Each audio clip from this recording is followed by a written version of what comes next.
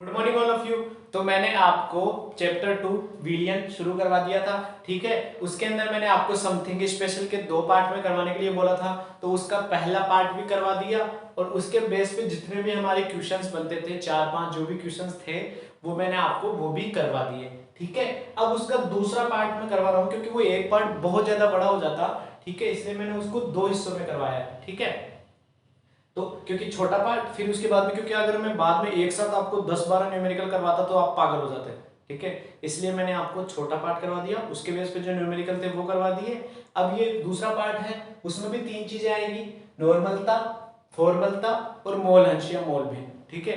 तो उसके बेस पे जो क्वेश्चन आएंगे वो इनके बाद में आ जाएंगे, ठीक है। तो नॉर्मलता, नॉर्मलता क्या होती है, ठीक है, ये वैसे आपने 11th क्लास में सुना होगा इसका नाम नॉर्मलता। ये कुछ कुछ मोलरता जैसी होती है, वैसे हम इसका यूज नहीं करते ज्यादा क्योंकि हमारा ज्यादा यूज मोलरता का ही होता है। लेकिन अगर कोई इंसान अगर इस चीज को अच्छे से समझ जाए ना, इस नॉर्मलता को, तो अगर आप जब आगे तैयारी करते हो आईआईटी जेईई या नीट की, तो जो उस पे जो क्वेश्चंस आते हैं ना वो इस तरीके से, इस वाले फॉर्मूले से करना ज्यादा आसान होते हैं, ठीक है। नॉर्मलता से आपके जो मोलरता होती है वो ज्यादा थोड़ी टफ पड़ती है, ठीक है। वो जब आप क्वेश्चंस करोगे आपको समझ में आ जाएगा, ठीक है। तो नॉर्मलता, नॉर्मलता क्या होती है, इसको एन से लिखते हैं, मोलरता को एम से लिखते थे, इसको एन से लिखते हैं। नॉर्मलता क्या होती है, 1 लीटर विलियन में घुले हुए विलेय के ग्राम तुल्यांकों की संख्या, ग्राम तुल्यांकों की संख्या क्या कहलाती है, उस विलियन की नॉर्मलता कहलाती है। मोलरता की क्या परिभाषा थी, 1 लीटर विलियन में घुले हुए विलेय के मोलों की संख्या हमारी क्या कहलाती थी, मोलरता कहलाती थी। लेकिन हमारी नॉर्मलता क्या थी, ठीक है, वो क्या है, 1 लीटर विलियन में घुले हुए ग्राम तुल्यांक, किसके, विलेय के ग्राम तुल्यांकों की संख्या क्या होती है, हमारी उस विलियन की नॉर्मलता कहलाती है। आप बोलोगे कि ग्राम तुल्यांक क्या होते हैं, अभी बताता हूं, ठीक है। पहले इसका सूत्र देख लीजिए, एन, एन बोले तो नॉर्मलता, नॉर्मलता, ठीक है, इसको एन से लिखते हैं। इसका सूत्र क्या हो गया, विलेय के ग्राम तुल्यांकों की संख्या, विलेय के ग्राम तुल्यांकों की संख्या बटा क्या हो गया, विलियन का आयतन, विलियन का आयतन, ठीक है। ये किस में होगा, लीटर में। अगर वही एमएल में ले रहे हैं तो 1000 से गुना कर देंगे, ठीक है। ये तो हमारा किसका, इसका सूत्र हो गया। अब आप बोलोगे कि विलेय के ग्राम तुल्यांकों की संख्या क्या होती है, ग्राम, विलेय के भी लिख लीजिए, विलेय के ग्राम तुल्यांकों की संख्या, ठीक है। अब विलेय के ग्राम तुल्यांकों की संख्या क्या होगी, इसको इंग्लिश में क्या बोलते हो आप, equivalent weight, equi, equi, equivalent weight, ठीक है। वो मीनिंग आप सही से कर लेना, बाकी इक्विवेलेंट वेट बोलते हैं उसको, ठीक है। तो जो हमारे विलेय के ग्राम तुल्यांकों की संख्या है वो क्या होगी, विलेय की ग्राम में मात्रा, विलेय की ग्राम में मात्रा, मतलब कि आप अणुभार या भार लिख सकते हो, मात्रा या फिर भार, ठीक है, किसमें, ग्राम में, बटा, ठीक है, इसमें मात्रा बटा तुल्यांकी भार, तुल्यांकी भार, ठीक है। मोलों की संख्या क्या होती थी, विलेय की ग्राम में मात्रा या भार बटा अणुभार, ठीक है। और जो इसमें क्या होगा, ग्राम तुल्यांकों की संख्या क्या होगी, विलेय के ग्राम में मात्रा बटा तुल्यांकी भार। अब अणुभार तो आपने बता दिया सर कि भाई अणुभार तो क्या होता है कि जो भी होता है उसका वो अणुभार हम निकाल लेते हैं वो करके, जैसे C6H12O6 का मैंने पिछले वाले क्वेश्चन में बताया था, आपको निकालना आता है। जैसे H2O का क्या होगा, 2 तो इसका 16 इसका, मतलब ये 18 हो गया, ठीक है। ये क्या हो गया आपका अणुभार, ठीक है। अब आप बोलोगे तुल्यांकी भार क्या होता है, तुल्यांकी भार, तुल्यांकी भार, ठीक है। अब तुल्यांकी भार क्या होता है, तुल्यांकी भार बराबर अणुभार, विलेय का अणुभार, विलेय का अणुभार बटा विलेय का अणुभार बटा एन फैक्टर, एन फैक्टर। आप बोल रहे हो सर आप तो इस नॉर्मलिटी में पता नहीं क्या क्या नई नई चीजें बता रहे हो, लेकिन आपको अगर परिभाषा आती है ना समझ में तो आपको पूरा का पूरा समझ में आता है। परिभाषा में ग्राम तुल्यांकों की संख्या, आप बोलोगे ग्राम तुल्यांकों की संख्या क्या होती है, वैसे जैसे विलेय के मोलों की संख्या वैसे ही ग्राम तुल्यांकों की संख्या। और ग्राम तुल्यांकों की संख्या क्या होगी, विलेय के में क्या होता है, विलेय का ग्राम अब बटा अणुभार, ठीक है, विलेय का भार बटा अणुभार। लेकिन इसमें क्या होगा, तुल्यांक है तो बटा में तुल्यांक की भार। आप बोलोगे तुल्यांक की भार क्या होता है, अणुभार आपको समझ में आता है, तो तुल्यांक की भार क्या होता है, विलेय का अणुभार बटा एन फैक्टर। अब आप बोलोगे एन फैक्टर क्या होता है, एन फैक्टर, ठीक है। जैसे कि एन फैक्टर क्या होता है, जैसे कोई भी आपने कंपाउंड ले लिया, कंपाउंड मतलब कि विलेय ले लिया, उस विलेय के ऊपर क्या चार्ज है, मतलब कि उसके ऊपर क्या आवेश है। जैसे कि आपने एग्जांपल के तौर पे आप AlCl3 ले लो, ठीक है, AlCl3 ले लिया, तो इसमें एल्यूमिनियम पे क्या चार्ज है, एल्यूमिनियम पे है इसमें +3 और क्लोरीन पे क्या है -1। तो किसी भी जिस पे जो ज्यादा चार्ज होता है ना वही आपका एन फैक्टर होता है, ठीक है।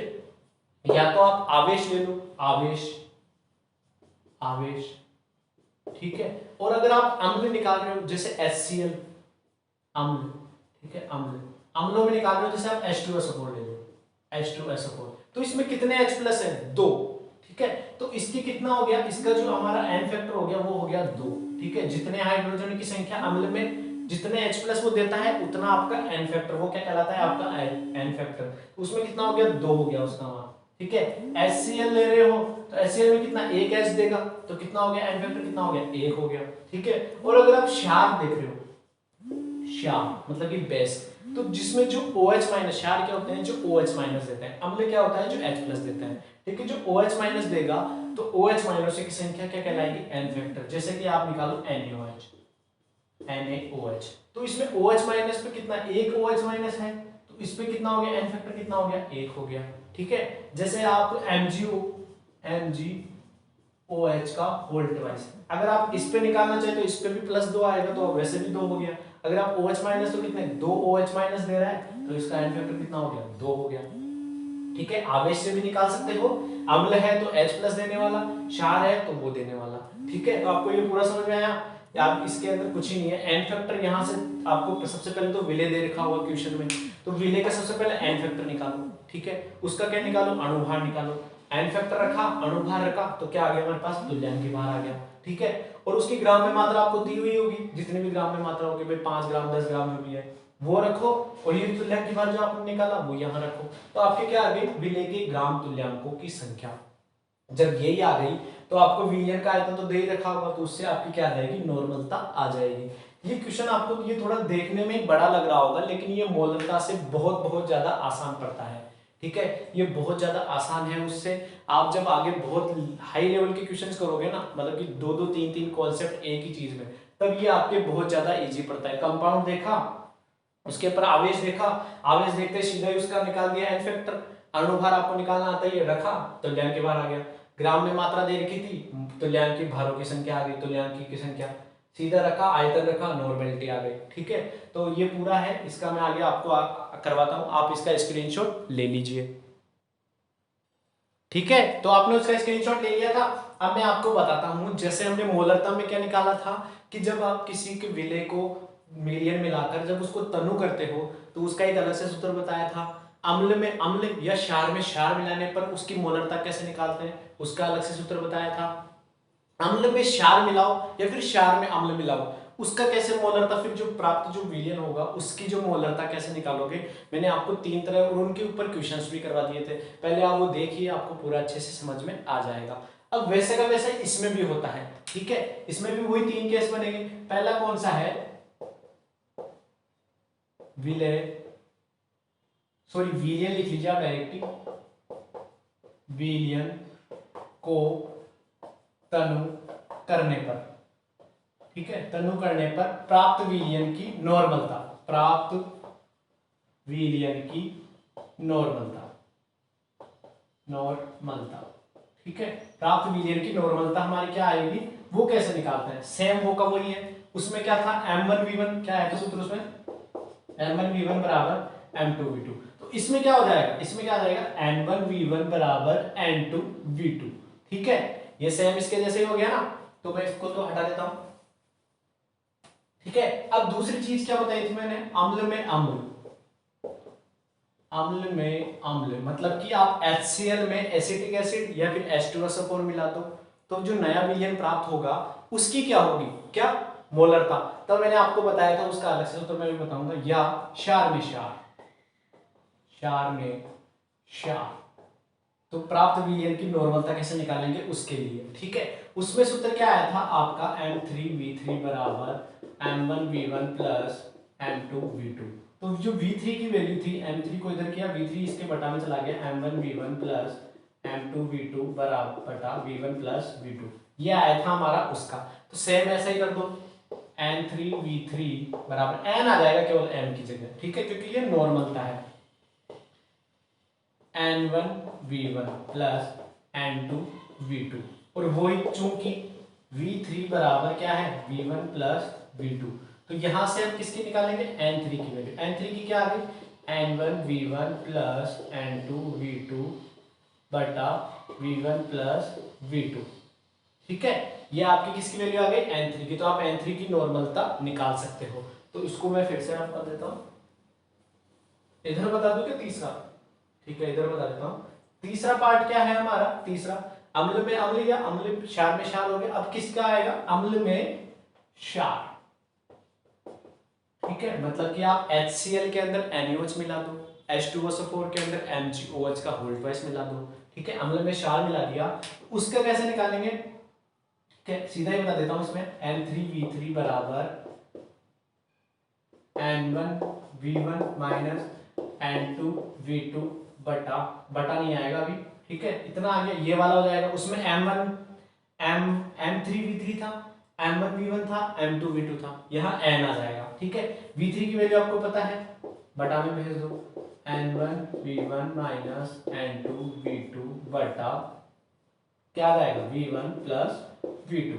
ये आपका ये वाला सूत्र आ गया, इसका आपका ये सूत्र आ गया, इसका आपका ये सूत्र आ गया। ठीक है, तो आपको ये तीनों सूत्र समझ में आ गए, तो आप इसका स्क्रीनशॉट ले लीजिए, और इसके बेस पे जो क्वेश्चंस है वो मैं आपको आगे करवा दूंगा। और नहीं, अगर नहीं भी होते हैं, अगर मैं ठीक है अगर क्वेश्चंस हो गए तो मैं आपको करवा दूंगा। बाकी सेम जैसे मैंने मोलरता के वाले क्वेश्चंस करवा दिए हैं, ऐसे वाले अम्ल में अम्ल मिला के भी करवा दिया, अम्ल में क्षार मिलाकर भी करवा दिया, और विलयन को तनु करने वाले पर भी करवा दिया। ठीक है, तो आप वो वीडियो देखिए, फिर अगर आप खुद भी क्वेश्चंस बना सकते हो। ठीक है, अगर आपको क्या दे रखी है, जैसे इसकी नॉर्मलता दे दी एक की, उसका आयतन दे दिया, दूसरे की नॉर्मलता दे दी, उसका आयतन दे दिया, तो बताओ जो प्राप्त विलयन है उसकी नॉर्मलता कितनी होगी। V3 तो सीधा ही V1 प्लस V2 कर देना, वैल्यू आ जाएगी, तो N3 इससे निकाल सकते हो। ठीक है, तो इसका आप स्क्रीनशॉट ले लीजिए। ठीक है, तो आपने उसका स्क्रीनशॉट ले लिया था। अब मैं आपको करवाता हूं मोल अंश या मोल भिन्न। ठीक है, ये भी आपके बहुत इंपॉर्टेंट है, मोल अंश या फिर मोल भिन्न। ठीक है, इसको आप किससे लिखते हो, x से लिखते हो। ठीक है, x कैसा भी लिख लीजिए आप, x बोलते हैं उसको। ठीक है, मोल अंश या मोल भिन्न। अब सबसे पहले आपको ये पूरा समझने के लिए आपको पता होना चाहिए विलयन क्या होता है। विलयन किस किस से मिलकर बना होता है, विलय प्लस विलायक। ठीक है, विलय प्लस विलायक। अगर आप इसको, मैंने आपको बताया था, इसको B मान लीजिए, इसको A मान लीजिए। ठीक है, तो आपके जो मोल अंश या मोल भिन्न में आपको बताता हूं। सबसे पहले तो आप विलय, विलय के मोलों की संख्या, विलय के मोलों की संख्या, विलय के मोलों की संख्या कैसे निकालोगे, मोलों की संख्या को आप किससे लिखते हो, n से लिखते हो। ठीक है, n ऑफ b। ठीक है, nb। ठीक है, विलय के मोलों की संख्या क्या होती है, विलय की ग्राम में मात्रा, विलय की ग्राम में मात्रा। ठीक है, बटा विलय का अणुभार। ठीक है, ये तो आ गया आपके विलय के मोलों की संख्या। अब आप लिख लीजिए ऐसे ही, विलायक के मोलों की संख्या। आपको ये पता होना चाहिए। ठीक है, इसलिए मैं आपको करवा रहा हूं। वैसे तो मैंने आपको पहले बता चुका हूं मोलों की संख्या कैसे निकालते हैं। Na लिखा है तो Na। ठीक है, इसमें क्या आ जाएगा, विलायक की ग्राम में मात्रा। बटा विलायक का अणुभार। ठीक है, विलायक की ग्राम में मात्रा बटा विलायक का अणुभार। ठीक है, ये दो चीजें आपको समझ में आई, Nb और Na। ठीक है, तो जो अगर आपको किसका विलेय का मोल अंश निकालना है, विलेय का मोल अंश, मोल अंश या मोल भिन्न, मतलब कि आपको क्या निकालना है, x किसका, b का। b क्या है, आपका विलेय है। ठीक है, तो आपका जो सूत्र होगा वो क्या होगा, वो होगा आपका Nb बटा Na प्लस Nb, मतलब कि ये आपका सूत्र होगा। अब इसमें Nb क्या है, Nb है विलेय के मोलों की संख्या, विलेय के मोलों की संख्या, मोलों की संख्या बटा विलेय के मोलों की संख्या प्लस विलायक, विलेय प्लस विलायक। ठीक है, आप विलायक विलेय ले सकते हो, लेकिन वो अलग अलग निकालना पड़ेगा, विलेय प्लस विलायक के मोलों की संख्या, मोलों की संख्या। ठीक है, विलेय के मोलों की संख्या अपॉन विलेय प्लस विलायक के मोलों की संख्या। विलेय के मोलों की संख्या क्या है, Nb, और विलेय Na, सॉरी आगे आगे पीछे लिख लो, कोई एक ही बात बोलो, Nb प्लस Na प्लस विलायक के मोलों की संख्या। ठीक है, तो आपका, और अब ऐसे ही आप किसका निकालते हो, विलायक के मोलों की संख्या, विलायक का मोल अंश, मोल अंश। ठीक है, इसको किससे लिखेंगे, x a से। ठीक है, तो जिसका निकाल रहे हैं वो चीज ऊपर आ जाएगी, मतलब कि जिसके मोलों की संख्या क्या जाएगी ऊपर, इस बार क्या जाएगा Na। ठीक है, Na बटा Nb प्लस Na, और सेम चीज यहां क्या जाएगा, बस विलायक, नीचे क्या जाएगा विलेय प्लस विलायक। ठीक है, वही मोलों की संख्या, वही मोलों की संख्या। ठीक है, Na upon Nb plus Na। ठीक है, तो आपका अगर विलेय के मोल अंश निकाल रहे हो Xb, तो वो विलेय के निकाल रहे हो तो विलेय का ऊपर आएगा बटा टोटल। ठीक है, विलायक का निकाल रहे हो तो विलायक का बटा टोटल, ये मोलों की संख्या है। ठीक है, तो अब आपका Xa प्लस Xb, जो Xa प्लस Xb होता है विलेय के मोल, मतलब सॉरी विलायक का मोल अंश प्लस विलेय का मोल अंश, वो किसके बराबर होता है, 1 के इक्वल होता है। ठीक है, क्यों होता है, क्योंकि ये दोनों मिलकर एक भिन्न, भिन्न मतलब बटा में होता है, तो भिन्न की वैल्यू मैक्सिमम वैल्यू कितनी हो सकती है, मतलब कि आप लिखते हो ना 1/2, 1/5, 1/7 ऐसे करके, तो उसकी मैक्सिमम वैल्यू कितनी होती है, अधिकतम वैल्यू कितनी हो सकती है, 1 हो सकती है। मतलब कि इसका जो भी भिन्न आएगा 0 से लेके 1 के बीच में ही आएगा। ठीक है, और इसका भी 0 से 1 के, दोनों को जब आप जोड़ दोगे तो वो कितना, 1 आ जाएगा। ठीक है, तो आप इससे 1 की वैल्यू करके दूसरों की निकालनी तो आप ऐसे भी निकाल सकते हो, x से बराबर क्या हो जाएगा 1 माइनस xb। ठीक है, xb की पूछे तो वो 1 माइनस x है। ठीक है, तो आपको ये मैंने पूरा ये बता दिया है। ठीक है, तो आप इस वीडियो को अच्छे से देखिए, इसके बेस पे जो भी क्वेश्चंस बनेंगे वो मैं आपको आगे करवाता हूँ। ठीक है, वो अलग से वीडियो बनाते हैं उसके, नहीं तो ये बहुत बड़ा हो जाएगा। ठीक है, तो आपको अगर ये पूरा मैंने किसके लिए बताया है, IIT JEE और नीट के लिए, जो आपके 11th क्लास में भी अच्छे से दे रखा है, लेकिन आपको ये बेसिक कॉन्सेप्ट है जो आपके आगे भी बहुत काम आते हैं और आपको ये आने ही चाहिए। मैं ऐसा मान के चलता हूँ कि हर बच्चा है, ठीक है, उसके 11th क्लास में वो पढ़ पाया नहीं पढ़ पाया, वो उसकी कुछ मजबूरी भी हो सकती है, पढ़ा है तो बहुत अच्छा है, उसका रिविजन ही हो जाएगा, नहीं पढ़ा है तो भी उसके ऐसे है कि उसको 0 से, बिल्कुल मैंने देखो हर चीज को 0 से बेसिक से पढ़ाया है, आपके बेसिक सारे क्लियर हो जाएंगे। ठीक है, तो आप अगर जैसे 12th निकलते ही आप बाहर जाओगे, कहीं भी जाओगे, तो भी आपको ऐसे नहीं है कि आपको कहीं भी दिक्कत आएगी, आपको चाहे कोई कुछ भी पूछ ले आप उसको बताने को तैयार हो। ठीक है, बहुत बार ऐसा होता है कि आपके छोटे भाई बहन ही वो 11th 12th क्लास में होते हैं, आप जब 12th निकल जाते हो तो आपको पूछ लेते हैं कि बताओ हमें मोल अंश या मोल भिन्न क्या होता है। तो आपको अगर ये चीजें समझ में आती है, आपने देखा है वीडियो अच्छे से समझा है, तो क्वेश्चंस भी किए हैं, तो आप उसको अच्छे से समझा सकते हो। ठीक है, तो वीडियो अच्छा लगे तो लाइक शेयर और सब्सक्राइब जरूर करें।